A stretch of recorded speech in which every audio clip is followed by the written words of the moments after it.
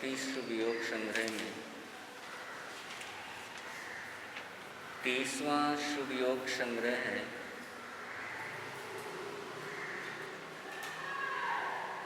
संग का त्याग करना। असंग होने के लिए संग का त्याग करना बहुत जरूरी होता है। बिना संग का त्याग किए असंग हुआ नहीं जा सकता।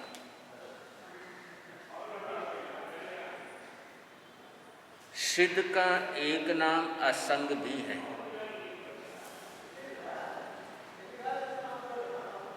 असंग होने के लिए संग का त्याग जरूरी है।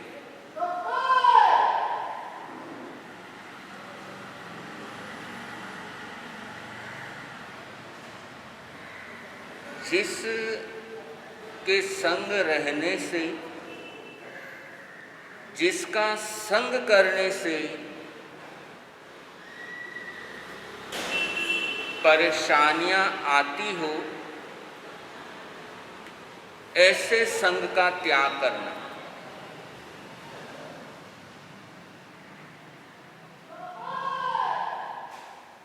गुस्से का संग करते हो परेशानी आती,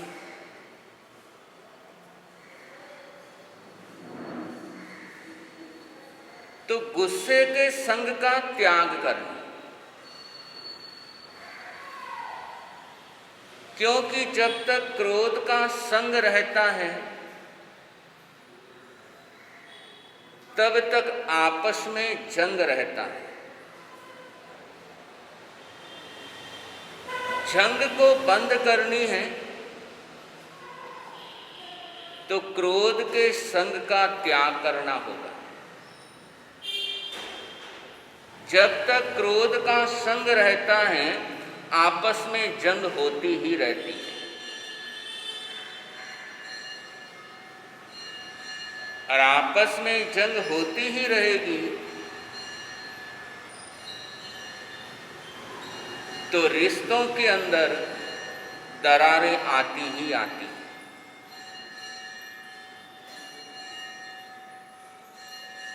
इसलिए यहां पर शुभ योग बताया, उनका संग छोड़ दो जिनका संग होने से परेशानियां आती। जब हमें पता लग गया क्रोध का संग करने से जीवन में परेशानी आती है,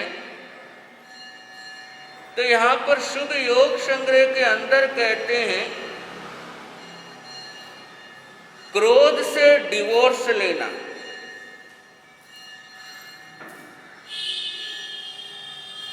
और मैत्री भाव के साथ 7 फेरे लेना। जिस पल हम क्रोध से डिवोर्स ले लेते हैं, मैत्री और प्रेम भावना के साथ 7 फेरे ले लेते हैं, उस पल 84 के फेरे से मुक्त होने के लिए हम आगे बढ़ जाते हैं।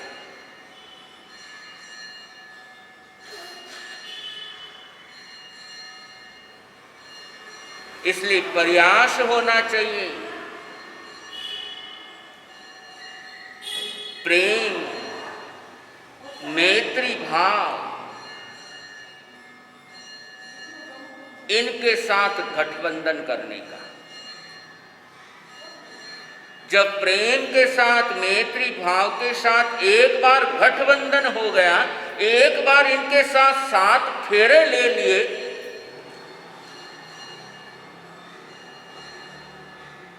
तो फिर क्रोध हमारे नजदीक फटक नहीं पाएगा। वो पास आ ही नहीं पाएगा, क्योंकि हमारा प्रेम के साथ, मैत्री भाव के साथ हमने 7 फेरे ले लिए। क्रोध नजदीक आएगा नहीं, क्योंकि उसके लिए वो कानूनी अपराध हो जाएगा कि ऑलरेडी इसने प्रेम के साथ 7 फेरे लिए हुए हैं और इसकी जिंदगी में कदम रखूंगा तो मैं खुद फंस जाऊंगा।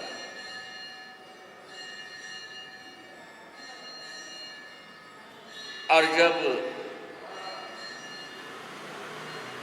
इतना मजबूत गठबंधन प्रेम के साथ हो जाता है तो इसका सकारात्मक परिणाम जीवन में नजर आना शुरू हो जाता है। पति पत्नी है,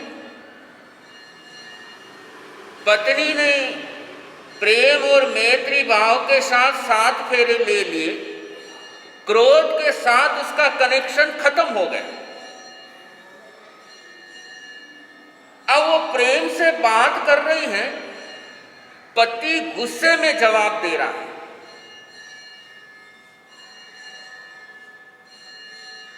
एक बार प्रेम से बात किया, पति ने गुस्से में जवाब दिया। दूसरी बार प्रेम से बात की, पति ने गुस्से में जवाब दिया। पहले तो होता था कि 2 बार प्रेम से बात की, सामने से रिप्लाई गुस्से में आई है तो वापस जवाब भी गुस्से में हो जाता था, लेकिन वो बंद हो जाएगा।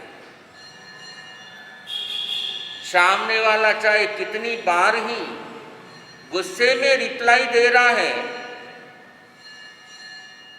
लेकिन जिसने प्रेम के साथ गठबंधन किया है वो गुस्से का रिप्लाई प्रेम से देगा, क्योंकि उसके पास गुस्सा नहीं है।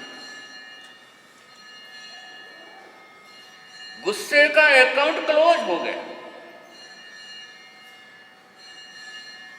गुस्से का बैलेंस नील हो गया, प्रेम का बैलेंस है। और जो अपने अकाउंट में बैलेंस होगा वही बाहर आएगा। अगर हमारे अकाउंट में गुस्से का बैलेंस है तो गुस्सा बाहर निकलता है, अपने अकाउंट में यदि प्रेम का बैलेंस है तो प्रेम बाहर निकलता है। अब पत्नी समझ गई कि सामने वाले के पास गुस्से का अकाउंट है, बैलेंस प्रेम का है नहीं, तो भले ही मैं कितना ही चाहूं सामने वाला मुझे प्रेम से देखे, प्रेम से बोले, प्रेम से मेरे साथ बर्ताव करे, लेकिन बैलेंस तो है नहीं, करेगा कहां से? और मेरे पास प्रेम का बैलेंस है तो सामने वाला चाहे कितनी बार ही मेरे साथ गुस्से से बात करेगा, गुस्से का बर्ताव करेगा, लेकिन मेरे को रिप्लाई प्रेम से देना है। संगम देव कंटिन्यू 6 महीने तक परमात्मा के साथ गुस्से वाला बर्ताव करता है, भयंकर गुस्से वाला। परमात्मा संगम पर गुस्सा नहीं होते। क्यों नहीं होते? क्योंकि परमात्मा जान रहे हैं इसके पास देने के लिए सिर्फ गुस्सा है, और मैं डिमांड करूं प्रेम की तो मिलने वाला तो है।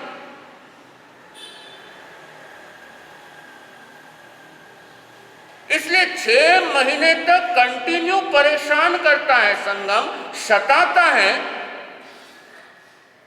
लेकिन परमात्मा ये नहीं बोलते कभी तो इतना परेशान क्यों कर रहा है। क्यों नहीं कहा? क्यों नहीं कहा? क्योंकि परमात्मा जान रहे हैं कि जिसके पास जो होगा वो देगा। संगम के पास प्रेम है नहीं, सद्भावना है नहीं, अपनापन है नहीं, तो डिमांड चाहे कितनी ही रख लो, मिलना तो है। ये बात अपने जीवन में लागू हो सकती है।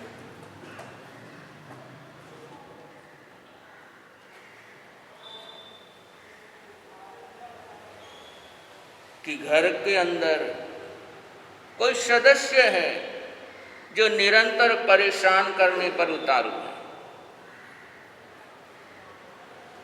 निरंतर गुस्से की ही भाषा बोलता है, निरंतर गुस्से का ही बर्ताव करता है, उस समय हमारी ये सोच हो सकती है कि सामने वाले के पास गुस्से का स्टॉक है तो वही सप्लाई कर रहा है, और उस समय मैं चाहूं वो परेशान करना छोड़ दे, गुस्सा करना छोड़ दे, पॉसिबल नहीं है। और जो पॉसिबल नहीं उसको हम चाहते हैं,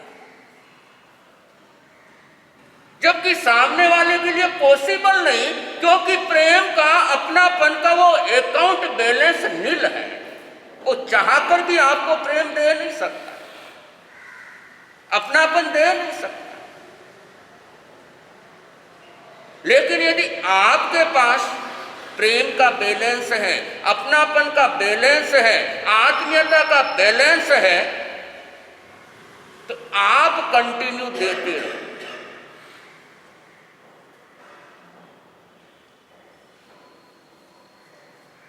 और अगर आप कंटिन्यू देते रहोगे तो सामने वाले के पास वो प्रेम, अपनापन पहुंचता चला जाएगा और धीरे धीरे चेंज। चंड कौशिक सर्प के पास सिर्फ गुस्से का अकाउंट था, ओनली गुस्सा।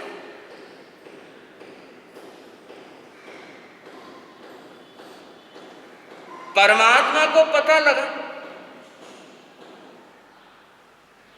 और चंड कौशिक जहां रहता है उस रास्ते पर आगे बढ़ने लग गए।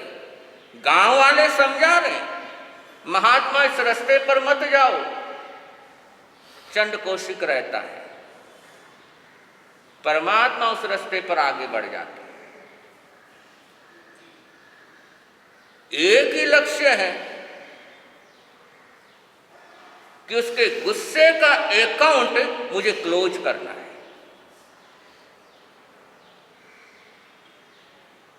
परमात्मा पहुंचते हैं और चंड कौशिक गुस्से से स्वागत करता है।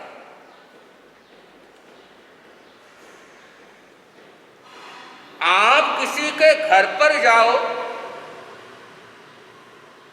और गुस्से से आपका स्वागत हो, क्या हो?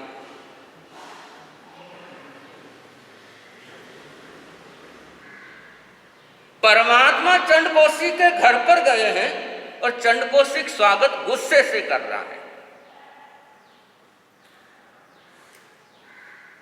परमात्मा ने रिप्लाई गुस्से से दिया या प्रेम से दिया?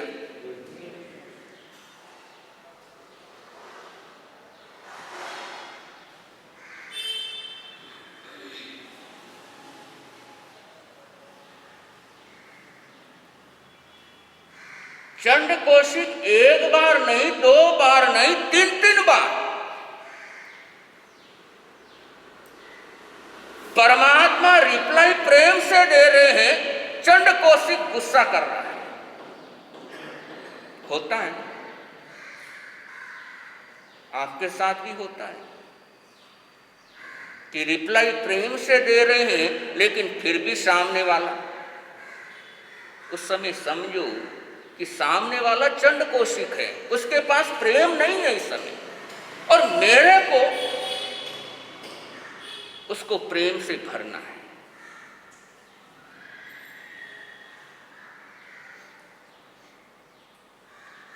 परमात्मा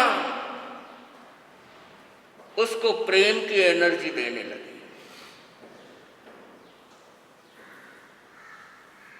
सामने वाला गुस्सा दे रहा है, परमात्मा प्रेम दे रहे हैं।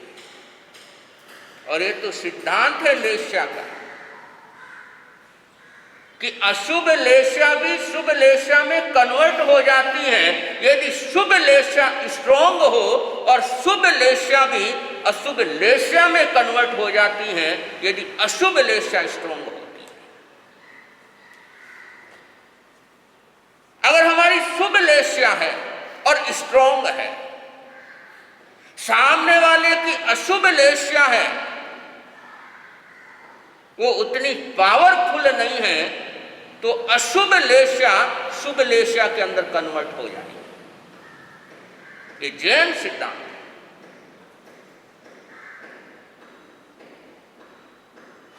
कि सामने वाला जितना पावरफुल क्रोध करे, उससे ज्यादा पावरफुल यदि हम अपनापन दिखाएं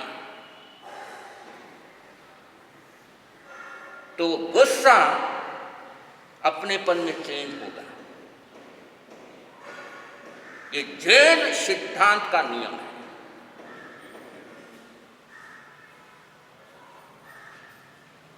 लेकिन वो शक्तिशाली होना चाहिए।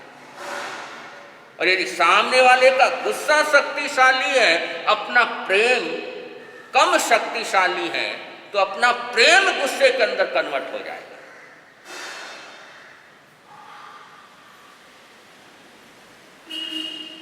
तो अपनी सद्भावनाओं को, अपने प्रेम को इतना स्ट्रोंग बनाए, इतना स्ट्रोंग बनाए कि सामने वाले के अशुभ भाव शुभ के अंदर कन्वर्ट हो जाए।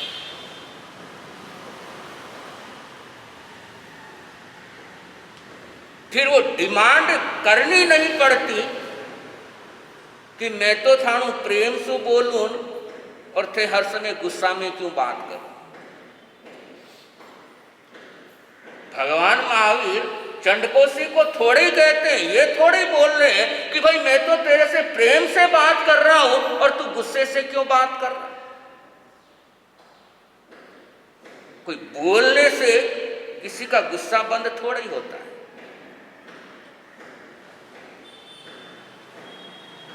बदलने से होता है।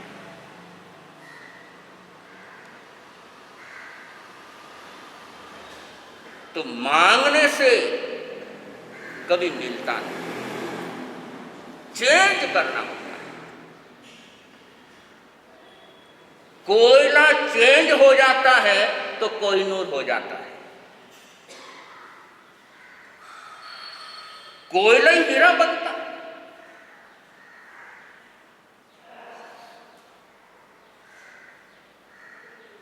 तो जब चेंज हम होते हैं और हमारी ओरा, हमारा आभा मंडल वो इतना जब पवित्र हो जाए, इतना पवित्र हो जाता है, तो हमारे आभा मंडल में आने वाले चाहे वैर का भाव लेकर के आए हैं, दुश्मनी का भाव लेकर के आए हैं, वो भी दोस्ती के अंदर कन्वर्ट हो जाता है।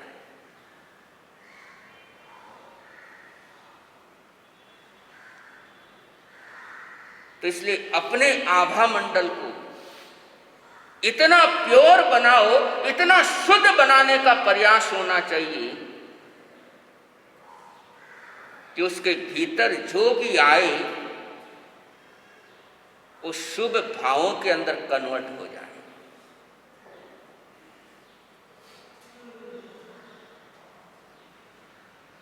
इस दुनिया के अंदर कांटों से मोहब्बत करने वाले ज्यादा हैं, फूलों से प्रेम करने वाले कम हैं। आप लोग कांटों से प्रेम करते हो या फूलों से? फूलों से।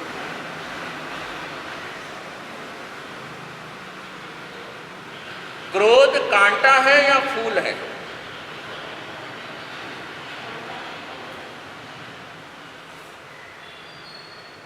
और क्षमा भाव, प्रेम भाव फूल है। मोहब्बत किससे है? आप गुस्से से ज्यादा मोहब्बत है या प्रेम से ज्यादा मोहब्बत है? किसके दीवाने? दीवाने किसके? कांटों के दीवाने। और क्रोध के दीवाने। अब हम उसके दीवाने बने हुए हैं जो हमें डुबा रहा है।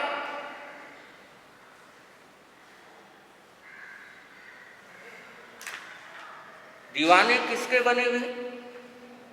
जो हमें डुबाने में लगा हुआ है। देख लो, सारी दुनिया को देख लो, ये दुनिया फैशन की दीवानी है या सादगी की दीवानी है? ये दुनिया संत की दीवानी है या सिनेमा की दीवानी है?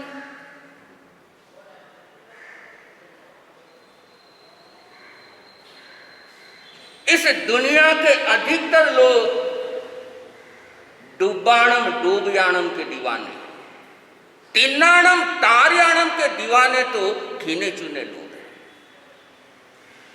और जब तक तिन्नाणम तारयाणम के दीवाने बनते नहीं,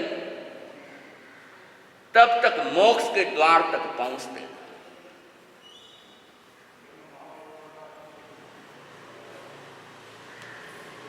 फूलों से हमें नफरत है,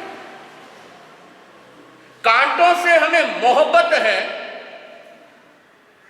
और कांटों के साथ खेलोगे तो हाथ तो लहूलुहान होने ही होने।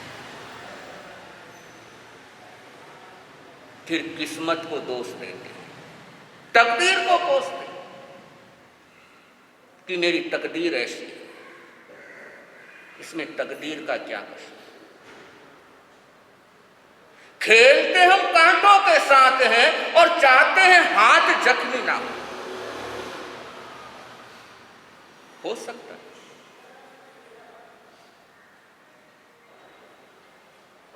इसमें तकदीर क्या करे?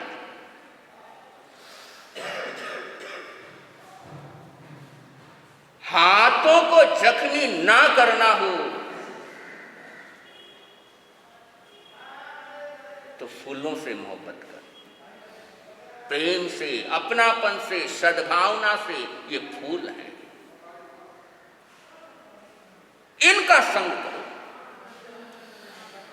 और इनका संग होगा तो जिंदगी जख्मी नहीं होगी। क्रोध आदि का संग होगा, इन दुर्गुणों का संग होगा तो जिंदगी जख्मी बने बिना रहेगी नहीं। तो इस 30वें योग संग्रह के अंदर आगमकार कहते हैं, संग का त्याग करो, उन संग का जिसके कारण से हम परेशान होते हैं, हमारे असंग बनने में जो रुकावट पैदा करते हैं, ऐसे संग का त्याग करना, ऐसा आगमकार कहते हैं। चेलना चारित्र चल रहा है, उसे और आगे बढ़ा रहे हैं। ये कथा है चेलना रानी की, ये कथा राजा श्रेणिक के जीवन को,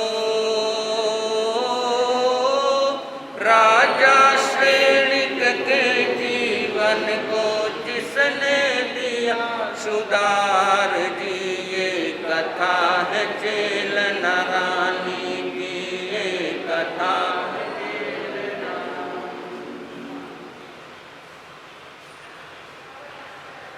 चेलना राजकुमारी अभय कुमार से कह देती है, श्रेणिक से मिलना चाहती है।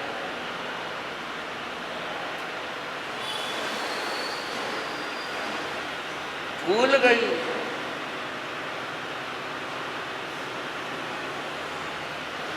सामने वाला कौन है, मैं कौन हूं, सामने वाले की जाति कौन सी है, मेरी जाति कौन सी है, सामने वाले का धर्म कौन सा है, मेरा कौन सा धर्म, सब भूल।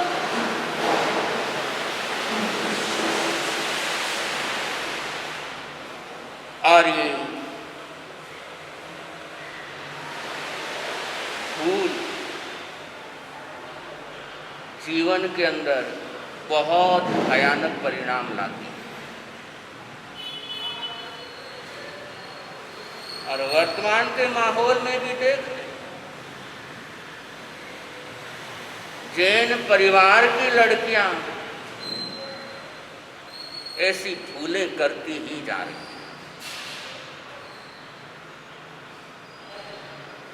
लड़के ने जरा सा प्रेम से बात कर ली, छोटा मोटा गिफ्ट दे दिया, उसके रूप की तारीफ कर दी, उसके कपड़ों की तारीफ कर दी, वो तो सोचती है कि मेरा हित चाहने वाला तो सिर्फ एक यही है। और इतनी पागल हो जाती है, इतनी पागल हो जाती है, उस पागलपन के अंदर अपने माँ बाप, अपनी जाति, अपने धर्म सबको भूल जाती है, कुछ याद नहीं रहता। इसलिए ज्ञानी जन कहते हैं एक अच्छे विचार से जीवन कुंदन बन सकता है तो एक गलत विचार से जीवन कीचड़ बन जाता है। जीवन को कीचड़ बनाने के लिए कोई हजारों गलत विचार नहीं चाहिए, एक गलत विचार, एक गलत इच्छा इस कोहिनूर जैसे जीवन को कीचड़ बना दे। इसलिए हमेशा सावचेत रहो, हमेशा सावधान रहो कि हमारे जिंदगी के धरातल पर कोई गलत विचार तो नहीं पनप रहा। शुरू में तो पता ही नहीं लगता है,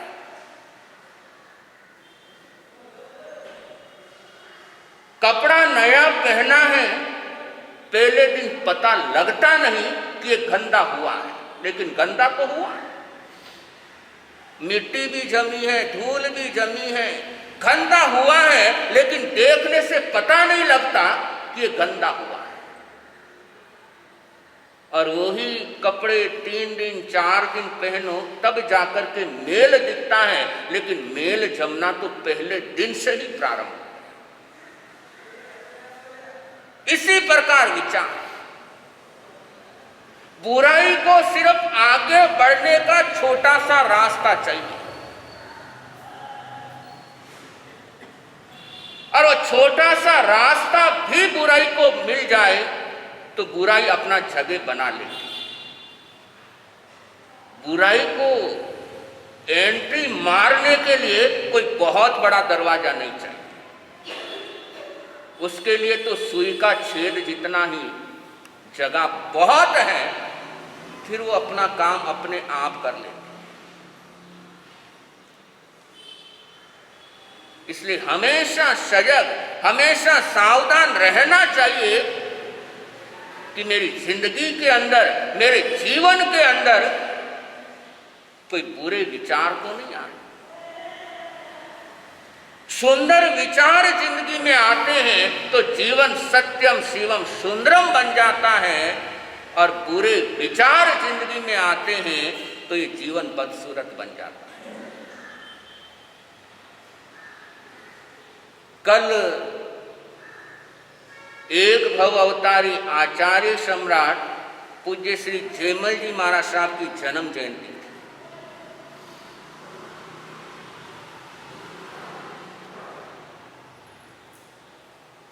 एक सुंदर विचार उस महापुरुष के जीवन में आया। अपने गांव से मेड़ता सिटी खरीदारी करने पहुंचे। कार्तिक पूर्णमासी है, चौमासी का दिन है, उस दिन खरीदारी करने पहुंचे, और ये इशारा कर रहा है कि धर्म के प्रति उनकी रुचि नहीं है। क्योंकि यदि धर्म के प्रति रुचि रहती तो चौमासी पक्षी को खरीदारी करनी।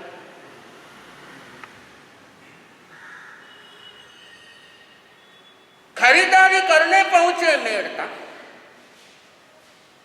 लेकिन जब बाजार में गए तो देखा सारा बाजार बंद है, और उनको पता भी नहीं है कि आज कार्तिक पूर्णमासी। पूछा लोगों से, भाई ये बाजार बंद क्यों है? और तब लोगों ने बताया आज चौमासी है, तब जाकर के उनको पता लगा कि आज चौमासी है।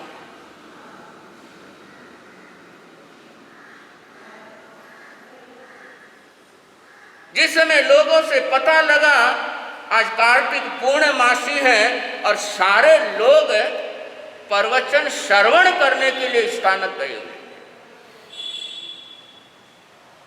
एक शुभ संकल्प हुआ कि मैं भी चलता हूं प्रवचन से।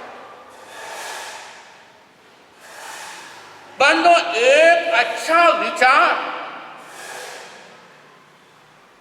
जीवन को अनंत सुख की ओर ले जा सकता है।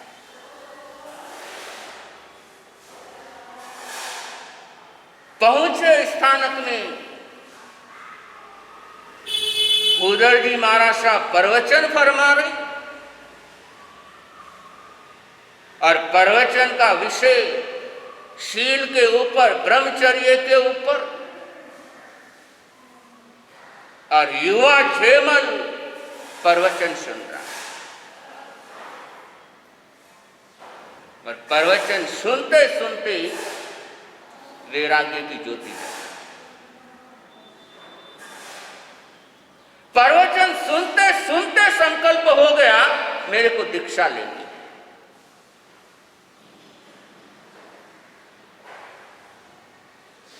एक शुभ विचार आया, यहां पर आया हूं, बाजार बंद है, तो क्यों नहीं स्थानक जाकर के प्रवचन सुन लो। और एक शुभ विचार से वो आत्मा एक भव अवतारी हो।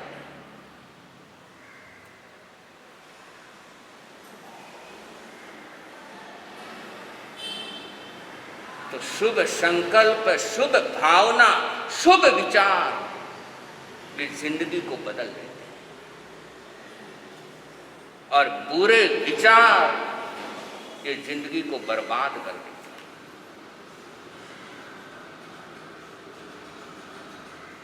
चेला ने एक बार वो चित्र देखा, एक बार श्रेणी के विषय में सुना और इतना प्रभाव पड़ गया, इतना प्रभाव पड़ गया कि अभय कुमार को कहती है कि मुझे उससे मिलना है।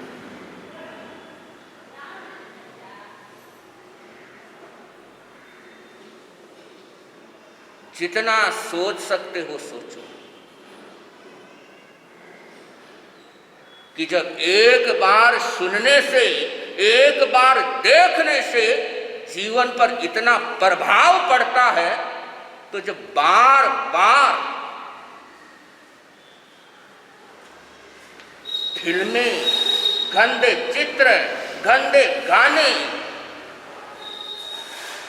कंटिन्यू देखते और सुनते रहेंगे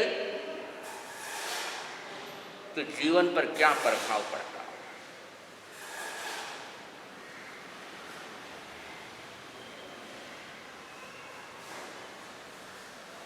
इसलिए वो ही देखो, वो ही सुनो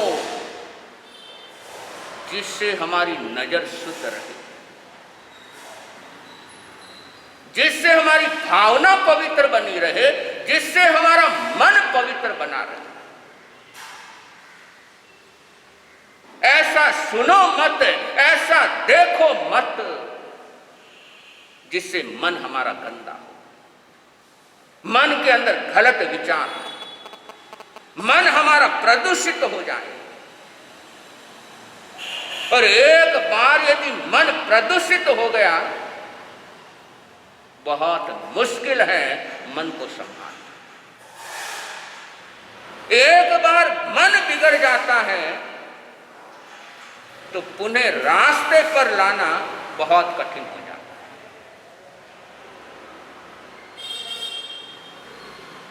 और ये कथा कोई साधारण लोगों की कथा नहीं,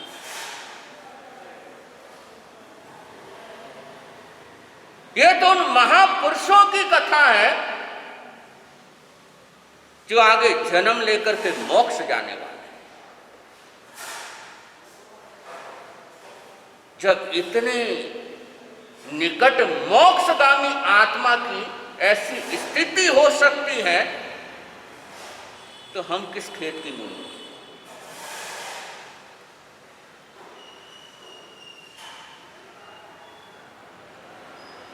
तो कम से कम अच्छा देखने का, अच्छा सुनने का मानस होना चाहिए। अब हाथ में माला आधा घंटा रहेगी और मोबाइल 24 घंटे रहेगा, तो भावना विशुद्ध हो पाए? देखो, शास्त्र आंखों के सामने आधा घंटा है और बाकी पूरा दिन आंखों के सामने टीवी है, टीवी के सीरियल है, टीवी की फिल्में हैं। विकार आए बिना रहे?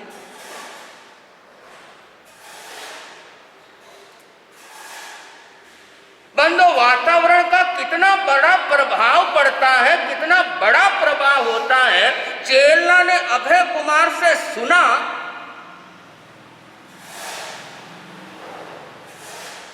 अपने पिता के साथ गद्दारी करने के लिए तैयार।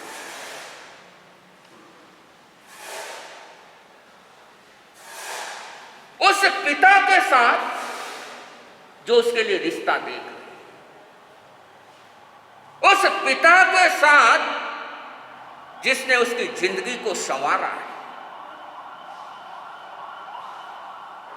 उसको धोखा देने के लिए तैयार। ये वातावरण का प्रभाव जब तक अभय कुमार आया नहीं, तब तक चेल्ला के मन में ऐसा कुछ नहीं था। लेकिन जैसे ही अभय कुमार की एंट्री हुई, ऐसा वातावरण अभय कुमार ने बनाया,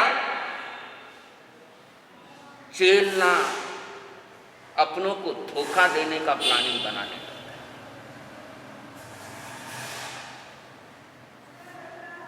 इसलिए वातावरण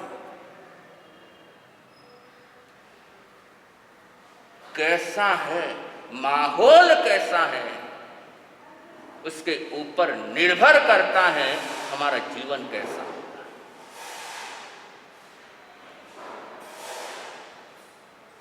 इसलिए पुनः एक बार कहना, बाहर की दुनिया पर अपना कंट्रोल नहीं है,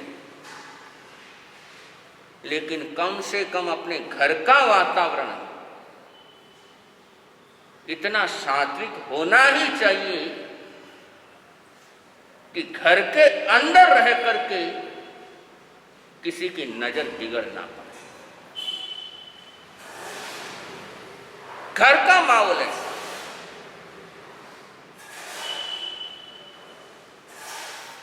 अभय कुमार चेल्ला से कहने लगा, तुम चिंता मत करो,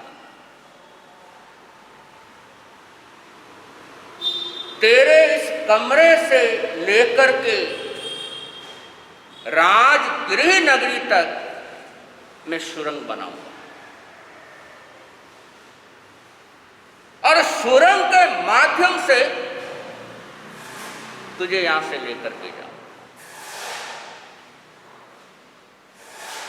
चेल्ला ने ओके कर दिया कि मैं तैयार।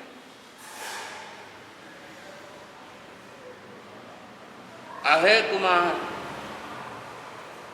वहां से पुणे मगध देश के लिए रवाना हो जाता है। चेल्ला सपनों में खोई रहने लगी और उन्हीं सपनों में उसके दिन गुजर रहे हैं। और कहा भी है, इश्क और मुस्क छिपाए छिपते नहीं हैं, ये कैसी अजब दास्ता हो गई, छिपाते छिपाते बयां हो गई। और कैसे ये चेल्ला का रहस्य प्रकट होता है और किसके सामने प्रकट होता है। और जब ये राज प्रकट होगा तो सामने वाले की क्या स्थिति बनती है, ये सारा जिक्र आगे के प्रवचनों में करने का रहेगा। ये कथा है चेल्ला रानी की, ये कथा राजा श्रेणिक के जीवन को, राजा श्रेणिक के जीवन को जिसने दिया सुधार जी, ये कथा है चेतना रानी की, ये कथा है चेलना। आज का एकाशना व्यासना हो किसी का, आज का एकाशना का पचका आर्यन श्री गुरुदेव के साथ त्यागो श्री श्री। आज का आइंबिल हूँ, आइंबिलम पचकामी आर्यन श्री गुरुदेव की साथी से लेवा लेवनम नेत्रागारेणम शव समय वत्यागारेणम त्यागो श्री श्री। आज का उपवास, आज के उपवास का पचकान चौथम प्रथम पचकामी देहम प्यारम अश्नम खायमम सायमम अनथना भोगनम नेत्रागारेणम शव समय वत्यागारेणम त्यागो श्री श्री। तपस्या करने वालों को चदारी मंगलम, अरहंता मंगलम, सिद्धा मंगलम, शाहु मंगलम, केवली पणतो धम्मो मंगलम। चदारी लोगुतमा, अरहंता लोगुतमा, सिद्धा लोगुतमा, शाहु लोगुतमो, केवली पणतो धम्मो लोगुतमो। चदारी शरणम पवज्जामि, अरहंते शरणम पवज्जामि, सिद्धे शरणम पवज्जामि, शाहु शरणम पवज्जामि, केवली पणतम धम्मम शरणम पवज्जामि। चार शरण मंगल कर, आनंद ही आनंद कर। संघ की तरफ से शेष चलाएं।